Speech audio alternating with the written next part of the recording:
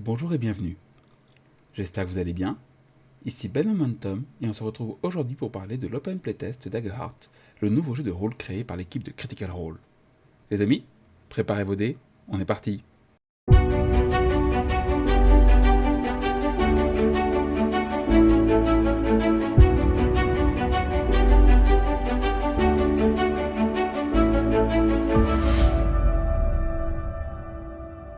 J'ai un peu tardé à sortir cette vidéo parce que j'ai tout simplement eu du mal à trouver une structure pour la faire. Est-ce qu'on faisait comme on avait fait pour le Character Creation, un suivi pas à pas du PDF? Est-ce que on faisait par thématique? Est-ce qu'on faisait par rôle? J'ai hésité et j'ai décidé de faire un mix entre le rôle et sur le PDF. Donc vous le verrez, cette vidéo est en fait la première partie de deux vidéos. Une qui sera plus axée sur le suivi du PDF et le joueur, et l'autre plus sur le MJ. On fera, je pense, une dernière vidéo sur l'aventure qui est proposée, une fois que j'aurai fini de la jouer avec mes amis. D'ailleurs, nous le diffusons en stream et sur YouTube. Vous aurez l'occasion de le voir, je posterai les vidéos. Et du coup, on commence. Donc, on commence par des avis. Voilà, attention, Daggerheart n'est pas terminé, attention, le jeu est en développement. Ça, c'est ce qui va être modifié. On n'en est qu'à la version 1.2. On a l'équipe, la table de contenu. Aujourd'hui, on va donc s'arrêter à la fin de la partie 2, donc loot, example of play.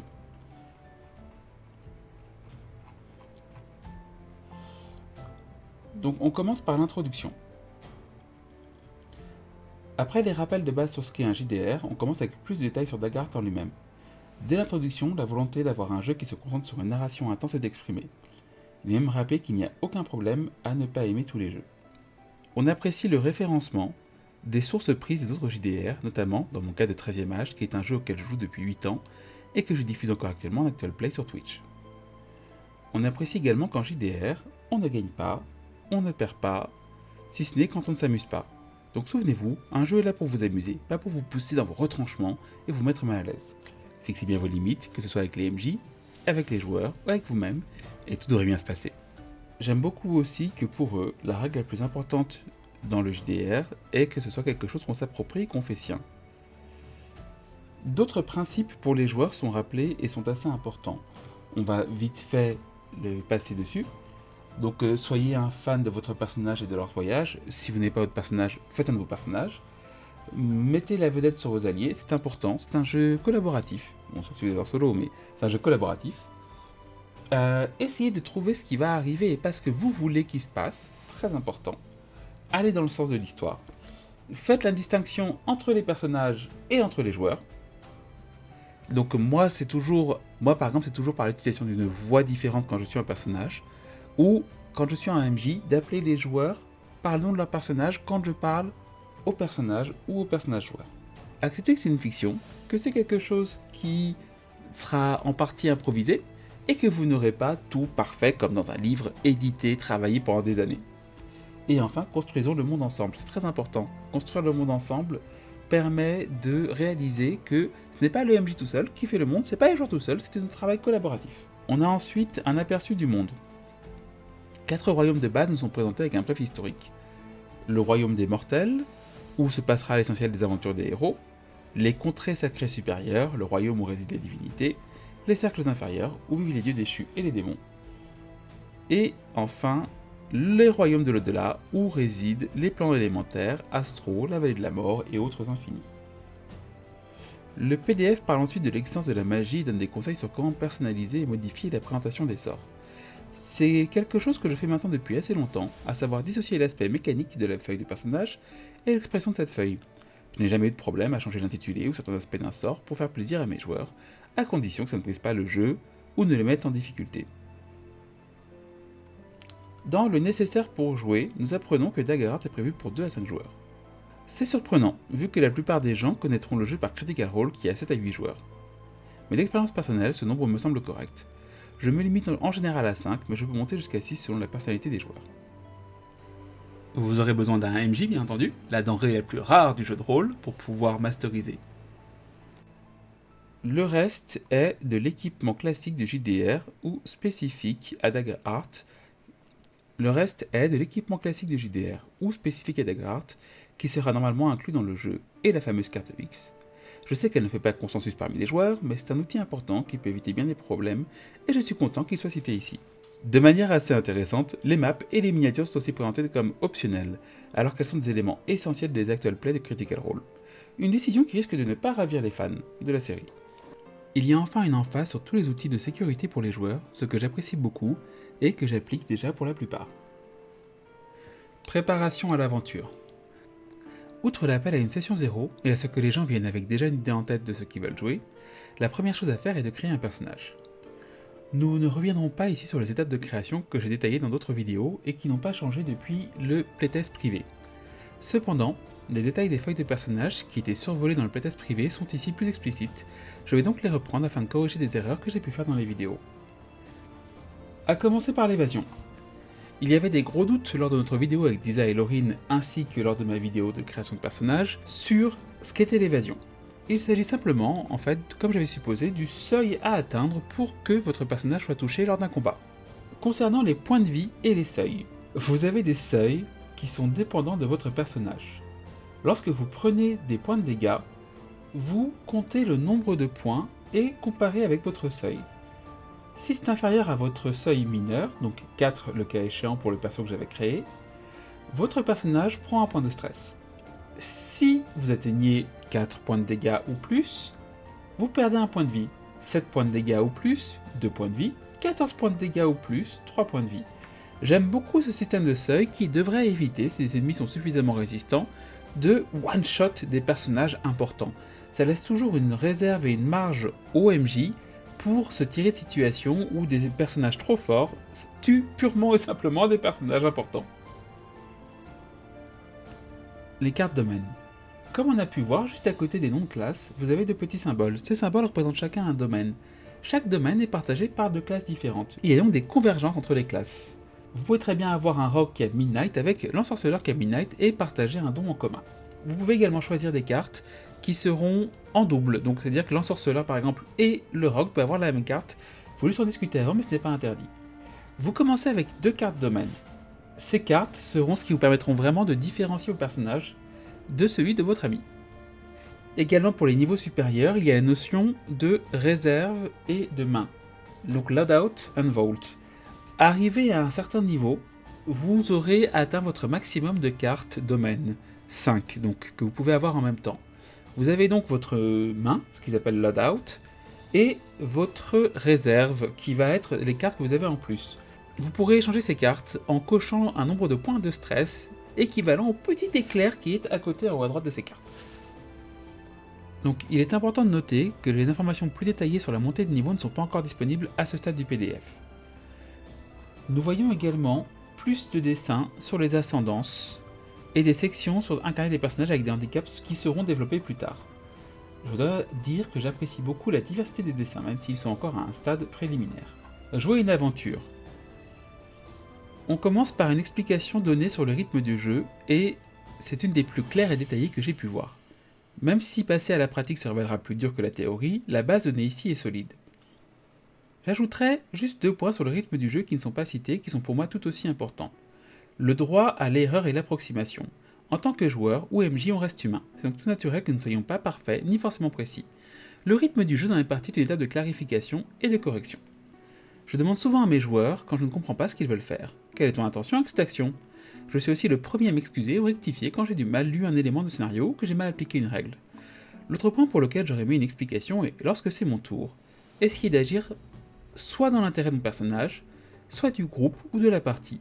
Même s'il est normal de ne pas trop prendre au sérieux le jeu de rôle, qui est avant tout un jeu, certains MJ peuvent avoir du mal avec trop d'interventions parasites qui ralentissent les parties ou qui excluent certains joueurs. Nous voyons du coup dans le PDF et très résumé, que il est conseillé pour le rythme du jeu que le MJ raconte les détails, que les joueurs et le MJ se posent des questions, que le joueur et le MJ répondent à ces questions, de choisir et de résoudre les actions, et enfin de répéter ce cycle. Nous abordons maintenant une mécanique de base, une mécanique que j'ai juste survolée encore une fois lors des précédentes vidéos.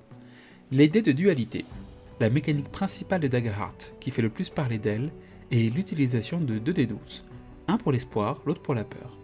Les dés doivent être suffisamment distincts pour qu'au premier coup d'œil, vous puissiez les distinguer. La mécanique de dualité est très intéressante. Selon votre résultat au dé, 4 possibilités et demie. Une réussite complète avec espoir, elle s'obtient quand le seuil de difficulté est atteint et que le dé d'espoir est supérieur à celui de peur. Vous obtenez ainsi une réussite et vous pouvez gagner un point d'espoir. Si vous réussissez mais que votre dé de peur est plus grand, il y a des complications à votre réussite. Si le résultat des 2 dés est identique, c'est une réussite critique. Félicitations. En plus de gagner un espoir, vous pouvez enlever un point de stress. Cependant, vous pouvez aussi réussir avec peur ou échouer avec espoir. Il est donc rare d'avoir une réussite complète.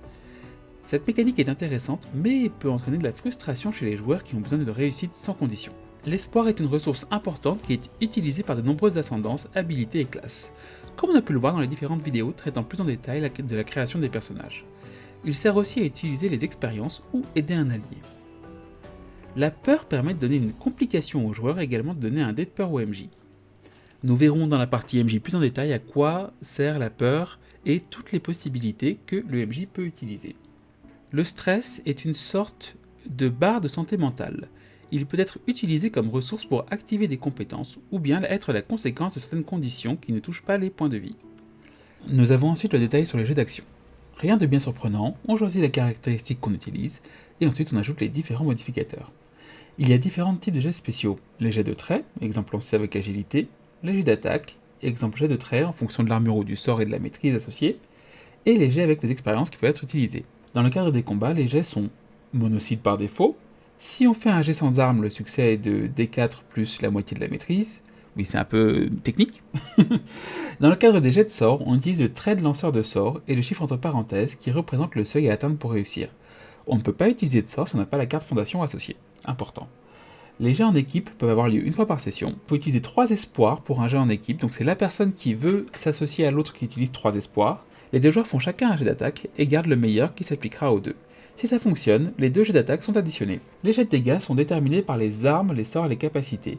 Le nombre de dés équivaut à la maîtrise que l'on a dans l'arme, ou dans la capacité, ou dans le sort. Si précisé, pas besoin d'ajouter les modificateurs.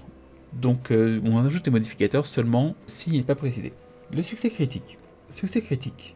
Si vous obtenez le même nombre sur vos dés de dualité, vous avez alors le jet de dégâts qui est ajouté au maximum possible de dégâts potentiels avec l'arme. Par exemple, vous faites votre jet de D12 et vous rajoutez 12 qui est le maximum potentiel de l'arme. Tous les dégâts doivent être ajoutés avant de déterminer le seuil. Donc on ajoute tous les dégâts et après seulement on calcule les dégâts en fonction du seuil. Il y a 2 types de dégâts, physique et magique. Rien encore une fois de bien compliqué là-dessus. On tape avec du physique, on tape avec du magique. Certains ennemis résistent plus au physique et sont plus fragiles face au physique. D'autres ennemis résistent plus à la magie ou sont plus fragiles face à la magie. Quand il y a une résistance, on n'applique que la moitié des dégâts. Les réactions interviennent quand on essaye d'éviter quelque chose. Encore une fois, je ne détaille pas trop puisque c'est assez simple. Vous avez une action qui arrive vers vous, essayez de réagir avec un jet de réaction. Ensuite, on détaille les avantages et désavantages. Comme vous voyez sur le PDF à ce moment-là, à nouveau, on reparle du score d'évasion. C'est ça que je trouve parfois compliqué, c'est que la notion d'évasion est évoquée plusieurs fois de manière répétée. J'ai eu beaucoup de mal, mais du coup, je vais la sauter pour parler directement des avantages et des désavantages qu'on a déjà évoqués, encore une fois. Un avantage, rajoute un D6, un désavantage, retire un D6 à votre jet. Nous avons 2 conditions principales ensuite qui sont élaborées, la condition vulnérable, la condition cachée. La condition vulnérable donne un avantage, la condition cachée, un désavantage. En plus de vulnérable et de caché, il y a la condition restreinte. Restreinte veut dire qu'une créature ne peut pas bouger jusqu'à ce qu'elle ait clarifié sa situation. Mais ils peuvent toujours agir de leur position. Pour sortir d'une condition désavantageuse, il y a 2 possibilités. Soit il y a une condition qui est expliquée directement, par exemple, l'effet se terminera au prochain repos court, soit vous devrez faire un jet d'action qui devra être contre un seuil de difficulté déterminé par le MJ. Encore une fois, rien de bien compliqué. Il y a beaucoup d'emphase sur décrire pourquoi, comment on sort de son effet, de sa condition, ce que j'apprécie toujours beaucoup. La mécanique de compte à rebours, inscrite dans les règles, est assez originale. C'est plus une mécanique qu'on a l'habitude de retrouver dans les jeux vidéo, mais qui fonctionne aussi très bien dans un JDR. Vous prenez un dé qui va vous servir à déterminer le nombre de départ, et fixer des conditions pour réduire ou augmenter le nombre de ce dé. Cette dernière nuance est ingénieuse et provoque des situations tendues et palpitantes. Ensuite, on regarde la distance par rapport à la carte et au mouvement. Donc on nous explique comment utiliser une carte. On voit qu'il y a des portées qui sont beaucoup plus approximatives qu'un D&D ou Pathfinder. On est en portée courte, corps à corps, à proximité, loin, très loin. C'est moins précis, effectivement, mais ça laisse plus de liberté dans la description. On est moins cantonné à oh, combien je dois faire. Oh, il me manque un demi-pied pour pouvoir. Voilà. Je suis sur ce système de portée depuis des années et a priori, il y a rarement eu des problèmes. Pour faire un mouvement qui dépasse votre vitesse de déplacement, il faut juste faire un jet d'agilité. Il y a aussi, on distingue aussi les sous-couvertures en vue et obscurité. Donc c'est juste des visibilités qui sont données par rapport au personnage. L'or n'a pas de prix détaillé pour laisser la liberté. C'est des valeurs abstraites qui ne nécessitent pas de précision. Ça peut être très bien comme ça peut être très mauvais. J'ai pas encore pu le tester. Mais je sais que j'ai des joueurs qui vont adorer, des joueurs qui vont détester. Ça va vraiment dépendre de vos joueurs pour faire fonctionner cette mécanique. On a ensuite la notion de repos court ou long. Ce que j'aime beaucoup, comme je l'avais déjà dit, est que les repos courts et longs ont vraiment un impact énorme sur la qualité du jeu et laissent de la flexibilité sur ce que l'on peut faire ou pas. La notion de projet qui est incluse lors des repos courts ou longs est déterminée par le MJ avec un compte à rebours. Donc par exemple, si vous voulez construire quelque chose, le MJ va vous donner un dé avec le compte à rebours et quand vous avez atteint ce compte à rebours, avec des conditions fixées par le MJ, votre projet est réalisé. J'aime beaucoup, ça donne beaucoup d'importance au repos court et long, et ça permet encore une fois de travailler sur le travail d'équipe. La mort. Alors nous avons plusieurs situations face à la mort. Accepter la mort, éviter la mort faire face aux conséquences, jouer le tout pour le tout, prendre une cicatrice ou attendre une résurrection. Encore une fois, c'est des choses qui permettent de choisir un petit peu ce qu'on veut. Quand je fais des parties de jeux de rôle, je demande aux joueurs et aux joueuses ce qu'ils attendent par rapport à la mort de leur personnage. Est-ce que c'est quelque chose qu'ils refusent, évitent, sont ok sous des conditions, ou ont 5 personnages d'avance et sont prêts à recommencer quand ils le veulent. J'aime beaucoup cette capacité de pouvoir moduler, et que ce soit inclus dans les règles, comment le personnage va mourir. On parle ensuite du rythme de combat, que vous avez pu voir du coup lors des vidéos de playtest qu'on a fait avec ma team. Donc pas de tour par tour, pas d'initiative, pas d'action définie. Vous avez des tokens d'action, des jetons d'action et un tracker d'action. Les joueurs sont encouragés à partager la vedette. Les jetons d'action permettent d'utiliser des actions. Chaque fois qu'une action est utilisée, on utilise un jeton d'action. Ce jeton d'action revient ensuite au MJ et qui va lui permettre d'utiliser ces jetons d'action pour faire jouer les adversaires.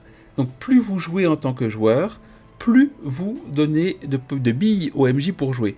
Sachant que si jamais vous avez un jet avec peur, la main revient automatiquement au MJ. Pareil, encore une fois, durant l'actual play du playtest, on a pu voir qu'à un moment la situation est devenue périlleuse pour les joueurs, vu que j'avais énormément de jetons et beaucoup d'actions à faire. On doit quand même s'assurer, en tant qu'MJ, que tous les joueurs puissent avoir des actions. Pareil dans l'actual play, j'avais un joueur qui était plus en retrait, et vous pourrez voir quand vous regarderez l'actual play que j'ai passé beaucoup de temps à lui demander s'il voulait faire quelque chose pour être sûr qu'il ne soit pas lésé. On a ensuite des infos sur le ratio de tokens pour un MJ. Le MJ peut convertir ses tokens en points de peur, et à la fin d'un combat, tous les tokens qui restent au MJ sont transformés en points de peur pour les MJ. J'aime bien ce côté de conservation des ressources. On déconseille au MJ de faire jouer deux fois le même ennemi dans le même tour, mais par contre ça peut arriver. Le but du compteur d'action est de se concentrer sur la position du combat en cours, donc savoir qui joue, qui a déjà joué, pour pouvoir plus facilement le faire se déplacer. On a enfin dans la partie dédiée aux joueurs des conseils qui sont donnés pour avoir une partie optimum. On approche de la fin de la partie dédiée aux joueurs et on a quelques conseils supplémentaires. Déjà pour les joueurs, on a des conseils sur ce qu'on appelle les best players practice, donc comment se comporter correctement, respecter l'étiquette en tant que joueur. Déjà, premier conseil, faire face au danger. C'est un problème que j'ai eu sur une table qui a complètement déraillé la campagne, et pendant 2 ans on a une campagne assez compliquée parce que les joueurs refusaient tout danger. Je jetais des pages de scénario à la poubelle, et certains joueurs étaient très fiers d'eux avec ça, parce qu'ils évitaient absolument tous les dangers, tous les conflits, tous les combats, ils ne se passaient leur temps à errer d'un endroit à l'autre, sans aucun enjeu, sans rien. Ce n'est pas très agréable pour l'MJ et pas très respectueux parce qu'il prépare un scénario, et ce n'était pas très respectueux pour moi parce que j'avais demandé la difficulté au préalable. Donc oui, votre personnage est là pour partir à l'aventure. S'il n'a pas envie de partir à l'aventure, changez de personnage. Et si votre joueur s'obstine à jouer là-dedans, changez de joueur. Utilisez vos ressources. Daggerheart est un jeu qui a énormément de ressources. La peur, l'espoir, le stress, les slots d'armure. Vous devez utiliser ces ressources. Garder les ressources, surtout celles qui se renouvellent à chaque session, n'a aucun intérêt. Aucun intérêt. Utilisez vos ressources. Et c'est là qu'il peut y avoir comme difficulté, c'est que pour des joueurs inexpérimentés qui n'ont pas l'habitude de gérer les ressources, Daggerheart va être un jeu compliqué, en tout cas au début. Il faudra voir après s'ils arrivent à s'acclimater au système de jeu ou pas. Car utiliser les ressources est contre-intuitif et parfois on a envie de garder justement au cas d'un problème, d'un gros danger. N'hésitez pas à utiliser vos ressources, c'est valable pour tous les jeux. Racontez l'histoire. Sachez que les joueurs sont autant des acteurs de l'histoire que le MJ. Beaucoup de mes joueurs l'oublient, mais je m'adapte beaucoup à ce qu'ils me demandent et à ce qu'ils proposent. Mes scénarios sont en général établis sur une grande architecture plusieurs années à l'avance, mais la séance d'une séance à l'autre change grandement, je ne peux pas anticiper comment mes joueurs vont jouer. Découvrez votre personnage, il est très important de savoir qui est votre personnage. C'est quelque chose qui fait défaut à certains de mes joueurs également. Ils ne savent pas qui est leur personnage, ils arrivent en fait avec leur personnalité à eux et une feuille de papier, et ils jouent seulement des statistiques. C'est très perturbant, très déstabilisant, et absolument pas roleplay, c'est pas intéressant. Parce que vous ne réagissez pas en tant que personnage, vous réagissez juste pour gagner le jeu, et on ne peut pas gagner un jeu si on ne s'amuse pas. On approche ensuite de la montée de niveau.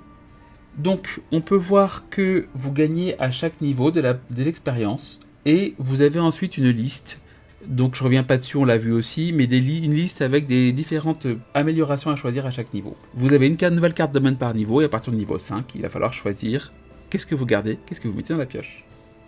On ne reviendra pas sur l'équipement, on a déjà suffisamment détaillé lors des vidéos de création de personnages. Le butin est quelque chose qui est extrêmement défini, et ce que j'aime beaucoup, c'est très pratique d'avoir des tables de butin qui vous permettront du coup de mieux donner aux joueurs ce qu'ils ont gagné avec l'expérience, le niveau, la difficulté. On termine sur ça, la partie dédiée aux joueurs. Il y aura une autre vidéo peut-être consacrée au MJ. Je ne suis pas encore sûr, je vais peut-être juste faire une vidéo avis global qui englobera les conseils au MJ. Je suis encore partagé dessus, vous le verrez dans la semaine. En attendant, merci beaucoup d'avoir été là avec moi. Jusqu'à la prochaine fois, soyez doux, soyez choux, prenez soin de vous, je vous fais plein de bisous. Salut!